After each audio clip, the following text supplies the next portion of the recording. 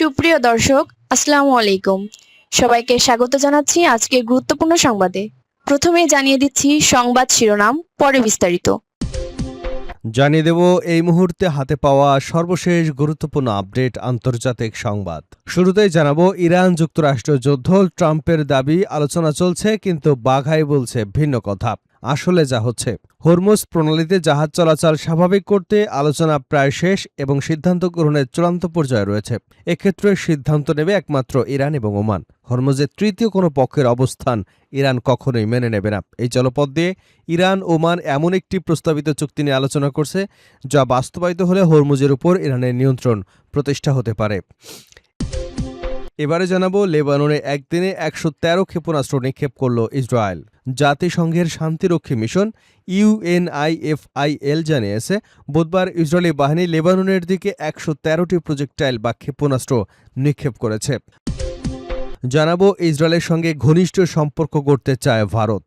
মধ্যপ্রাচ্যের চলমান উত্তেজনার মধ্যে ভারতের প্রধানমন্ত্রী নরেন্দ্র মোদীকে টেলিফোন করেছেন ইসরায়েলের প্রধানমন্ত্রী বেঞ্জামিন নেতানিয়াহু। ফোনালাপে তারা মধ্যপ্রাচ্যের সাম্প্রতিক পরিস্থিতি এবং ভারত ইসরায়েল কৌশলগত অংশীদারত্বের বিভিন্ন বিষয় নিয়ে আলোচনা করেন। এবারে থাকছে 2 দিনে ১,২৭৬ মসজিদ থেকে মাইক খুলে ফেলল পশ্চিমবঙ্গ সরকার।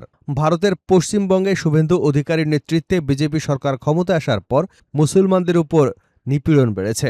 নামাজে বাধা দেওয়া হচ্ছে, মসজিদ ভেঙে ফেলা হচ্ছে, মাদ্রাসা গুঁড়িয়ে দেওয়া হচ্ছে। তারই ধারাবাহিকতায় এবার মসজিদ থেকে মাইক খুলে ফেলার সিদ্ধান্ত নিয়েছে রাজ্য পুলিশ। আর সেই লক্ষ্যে ইতিমধ্যে ১,২৭৬টি মসজিদ থেকে মাইক খুলে ফেলা হয়েছে। দর্শক, ভারতের এই আগ্রাসন সম্পর্কে আপনি আপনার মূল্যবান মতামতটি কমেন্টসে জানিয়ে যাবেন। জানিয়ে দেব বাংলাদেশে আইএসআইয়ের ভূমিকা থাকার অভিযোগে পাকিস্তানের প্রতিক্রিয়া। বাংলাদেশে আইএসআইয়ের ভূমিকা থাকার অভিযোগ প্রত্যাখ্যান করেছেন পাকিস্তানের পররাষ্ট্র মন্ত্রণালয়ের মুখপাত্র তাহির আন্দ্রাবি। এবং সর্বশেষ জানাবো ইয়েমেনে সরকারি বাহিনীর উপর ক্যাম্পে হুতিদের হামলা, ৩০ সেনা নিহত। ইয়েমেনের মারিব এবং হাদ্রামাউত প্রদেশে সরকারি বাহিনীর সামরিক ক্যাম্পে হুতি গোষ্ঠীর হামলায় অন্তত ৩০ সেনা নিহত হয়েছেন বলে দেশটির সরকারি সূত্রের বরাতে জানিয়েছে রয়টার্স। আহতের সংখ্যা বাড়তে থাকায় নিহতের সংখ্যা আরও বাড়তে পারে বলেও জানানো হয়েছে। এতক্ষণ শুনছিলেন সংবাদ শিরোনাম, এবার থাকছে পুরো সংবাদ। দর্শক, অনুরোধ থাকবে ভিডিওতে একটি লাইক দিন, কমেন্টস করে জানিয়ে দিন এই ভিডিও সম্পর্কে আপনার মূল্যবান মতামত। আর ইরান ইসরায়েল ফিলিস্তিনি যুক্তরাষ্ট্র যুদ্ধে আপনি যদি মুসলিমদের সাপোর্ট করে থাকেন, তাহলে চ্যানেলটি সাবস্ক্রাইব করে বেল আইকনটি বাজিয়ে রাখুন। জানিয়ে দেব এই মুহূর্তে হাতে পাওয়া সর্বশেষ গুরুত্বপূর্ণ আপডেট আন্তর্জাতিক সংবাদ। শুরুতেই জানাবো ইরান যুক্তরাষ্ট্র যুদ্ধ, ট্রাম্পের দাবি আলোচনা চলছে, কিন্তু বাঘাই বলছে ভিন্ন কথা। আসলে যা হচ্ছে, হরমুজ প্রণালীতে জাহাজ চলাচল স্বাভাবিক করতে আলোচনা প্রায় শেষ এবং সিদ্ধান্ত গ্রহণের চূড়ান্ত পর্যায়ে রয়েছে। এক্ষেত্রে সিদ্ধান্ত নেবে একমাত্র ইরান এবং ওমান। হরমুজের তৃতীয় কোনো পক্ষের অবস্থান ইরান কখনোই মেনে নেবে না। এই জলপথ দিয়ে ইরান ওমান এমন একটি প্রস্তাবিত চুক্তি নিয়ে আলোচনা করছে, যা বাস্তবায়িত হলে হরমুজের উপর ইরানের নিয়ন্ত্রণ প্রতিষ্ঠা হতে পারে। এবারে জানাবো লেবাননে একদিনে ১১৩ ক্ষেপণাস্ত্র নিক্ষেপ করল ইসরায়েল।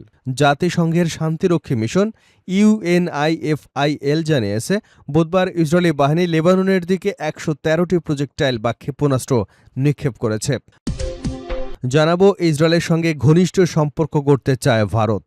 মধ্যপ্রাচ্যের চলমান উত্তেজনার মধ্যে ভারতের প্রধানমন্ত্রী নরেন্দ্র মোদীকে টেলিফোন করেছেন ইসরায়েলের প্রধানমন্ত্রী বেঞ্জামিন নেতানিয়াহু। ফোনালাপে তারা মধ্যপ্রাচ্যের সাম্প্রতিক পরিস্থিতি এবং ভারত ইসরায়েল কৌশলগত অংশীদারত্বের বিভিন্ন বিষয় নিয়ে আলোচনা করেন। এবারে থাকছে 2 দিনে ১,২৭৬ মসজিদ থেকে মাইক খুলে ফেলল পশ্চিমবঙ্গ সরকার। ভারতের পশ্চিমবঙ্গে শুভেন্দু অধিকারীর নেতৃত্বে বিজেপি সরকার ক্ষমতায় আসার পর মুসলমানদের উপর নিপীড়ন বেড়েছে।